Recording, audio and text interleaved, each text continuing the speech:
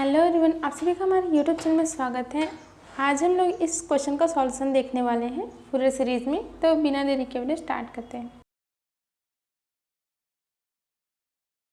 आज का हमारा क्वेश्चन है, find the Fourier series for the function f of x defined as f of x is equal to cos x for x की value जब है 0 to pi तब f of x cos x है, और F x की value जब -पाई to 0 है तो एफ ऑफ एक्स की वैल्यू माइनस कॉस एक्स है। इसको आगे देखते हैं। सबसे पहले तो हम फूरियर सीरीज़ देख लेते हैं इसके लिए कि गिवन फंक्शन जो है उसके लिए हम लोगों ने फूरियर सीरीज़ माना f of x equal to a0 plus n equal to 1 to infinity an cos nx plus bn sin nx। इस प्रकार से जहाँ a0 की वैल्यू हमारी इस प्रकार से है 1/2 pi minus pi to pi f of x d x 1/2 pi हो गया। इसको हम लोग दो लिमिट में तोड़ लेते हैं। -पाई टू पाई को हम लोग लिख सकते हैं -पाई टू 0 और 0 to पाई। अब हम लोगों ने डिफाइन किया था -पाई टू 0 हो तब हम लोग -पाई टू 0 हो तो एफ ऑफ एक्स क्या लिखेंगे माइनस कॉस एक्स, और जब 0 to पाई लिमिट हो तो एफ ऑफ एक्स को कॉस एक्स लिखेंगे। ये हम लोगों ने दो बार तोड़ लिया। अब 1/2 पाई माइनस कॉस एक्स को इंटीग्रेट करेंगे तो minus sine x -pi to 0 और कॉस एक्स तो साइन एक्स 0 to पाई ये हो गया। तो ये जो दोनों ही हमको 0 ही देगा तो a0 की वैल्यू हो गई 0। अब हम लोग an की वैल्यू निकालेंगे तो an के लिए हमारा जो होता है वो होता है 1/पाई -pi to pi f of x cos nx dx। तो an की वैल्यू 1/पाई, इसको भी दो बार तोड़ लेते हैं हम लोग -पाई टू पाई और 0 to पाई -पाई टू 0 और 0 to पाई -पाई टू 0 के लिए माइनस कॉस एक्स और 0 to पाई के लिए कॉस एक्स। अब हम इन दोनों को सॉल्व करेंगे। तो यहाँ पे हम लोग first integral x is equal to -t, first integral मतलब इसके लिए सॉल्व कर रहे हैं हम लोग। तो x is equal to -t हमने मान लिया तो dx is equal to -dt है ना।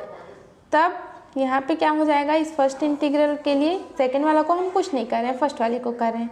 तो ये हो गया माइनस कॉस एक्स को हम लोगों ने मान लिया -t, तो cos minus theta is equal to theta, तो कॉस t लिख सकते हैं। कॉस n x के जगह -t तो t लिख सकते हैं, dx के जगह -dt हो गया। ये सेम हो गया। अब पाई टू 0 ये माइनस और ये माइनस कैंसिल आउट, प्लस हो गया cos t cos nt dt ये लिख लिया हमने। फिर अब इसको हम लोग पाई टू 0 है उसको 0 to पाई लिख सकते हैं और इसको माइनस में कर सकते हैं। तो ये हम लोगों ने कर लिया cos t cos nt dt और ये cos x cos nx dx है। आगे देखते हैं। अब हम क्या कर सकते हैं, जहाँ t था वहाँ हम लोगों ने x लिख लिया, माइनस का माइनस। अब f of x d x is equal to, इसको हम लोग एफ टी डी टी लिख सकते हैं। तो जहाँ जहाँ t था वहाँ वहाँ हम लोगों ने x लिख लिया।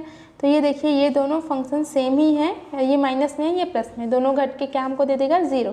तो a0 की वैल्यू भी 0 आई, an की वैल्यू भी 0 आई। अब यहाँ पे bn की वैल्यू हम निकालेंगे तो bn इज इक्वल टू 1/पाई -pi to pi f of x sine nx dx। तो इसको भी हम लोग दो बार लिमिट लगा के तोड़ लेते हैं।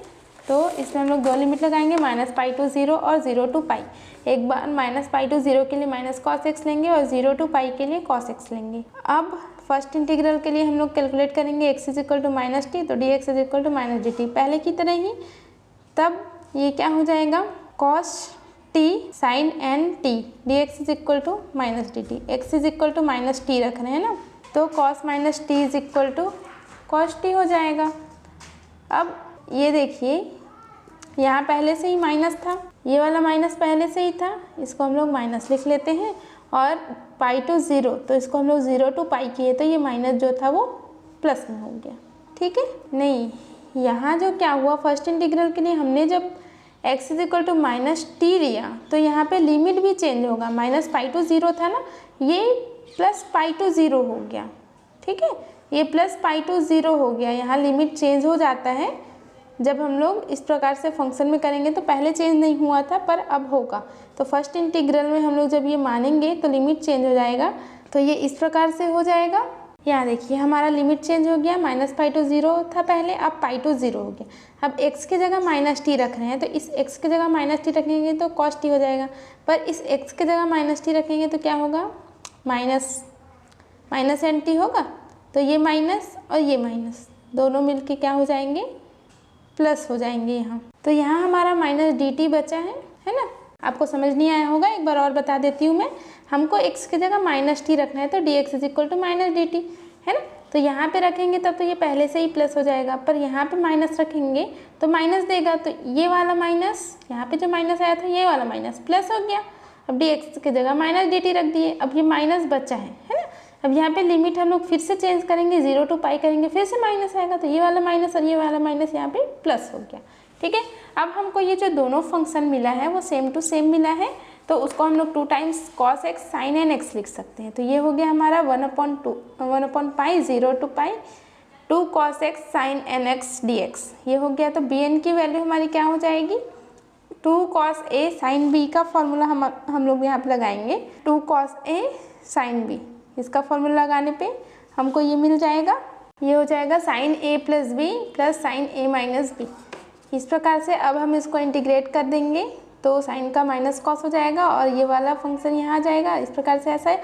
अब इसमें हम लोग लिमिट लगा देंगे, क्या लिमिट लगाएंगे, 0 टू पाई। तो हम लोग 0 टू पाई लिमिट लगा देंगे, ये पाई करने पे ये आएगा, 0 करने पे ये आएगा, पाई करने पे ये आएगा, 0 करेंगे तो ये आएगा। तो इस प्रकार से हम लोग इसको लिख लिए। अब इसको भी हम लोग अलग अलग प्रकार से लिख सकते हैं। यहाँ हमारा जो लिमिट है 0 टू पाई, हमने सबसे पहले पाई लगाया, लिमिट पाई लगाया, फिर लिमिट 0 लगाया। पहले हम पाई लगाएंगे तो minus cos n+1 pi upon n+1, और 0 लगाएंगे तो पूरा 0 हो जाएगा, तो ये 1 हो जाएगा। कॉस 0 इज इक्वल टू क्या होता है 1, तो ये 1 अपॉन n+1। और यहाँ पे प्लस क्यों आया, क्योंकि यहाँ माइनस है और अपर लिमिट लगाते तो प्लस होता है, पर लोअर लिमिट लगाते हैं तो माइनस हो जाता है। तो यहाँ पे माइनस इंटू माइनस प्लस हो गया। फिर यहाँ पे पाई लगाएं और फिर 0 लगाएंगे तो ये वाली वैल्यू आ जाएगी। इन दोनों को एक साथ लिख देते हैं, इन दोनों को एक साथ लिख देते हैं।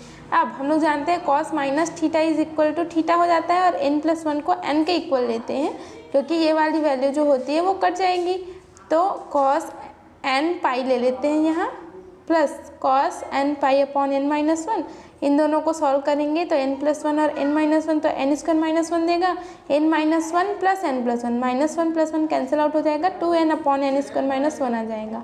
तो 1/पाई 2n cos n pi upon n² -1 plus 2n upon n² -1। अब cos n पाई की जगह हम लोग -1 टू द पावर n लिख लेते हैं। तो यहाँ हम लोगों ने cos n पाई प्लस 1, तो उसके जगह पे -1 to the power n plus 1 लिख लिया। अब इसको इस प्रकार से लिख लिया, जब n का मान बड़ा है 1 से तब ये हो जाएगा।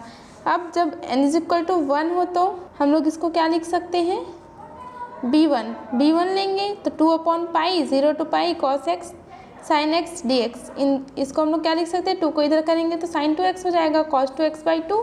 तो यहाँ पे इसकी वैल्यू क्या आ जाएगी, 0 आ जाएगी। मीन्स n जो है हमारा ऑड फंक्शन है, तो यहाँ b1, b3, b5 की वैल्यू 0 हो जाएगी। तो -1 to the power n is equal to 1। Even function के लिए लेंगे तो bn की वैल्यू क्या हो जाएगी, अब 2n 1 प्लस 1 अपॉन n² -1 पाई, तो इसकी वैल्यू हो जाएगी 4n upon n-1 n+1 pi.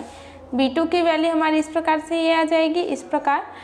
So that the Fourier series of given function, जो दिया गया फंक्शन है उसके लिए फूरियर सीरीज हमारी इस प्रकार से हो जाएगी, f(x) इज इक्वल टू 4/पाई 2/1 × 3।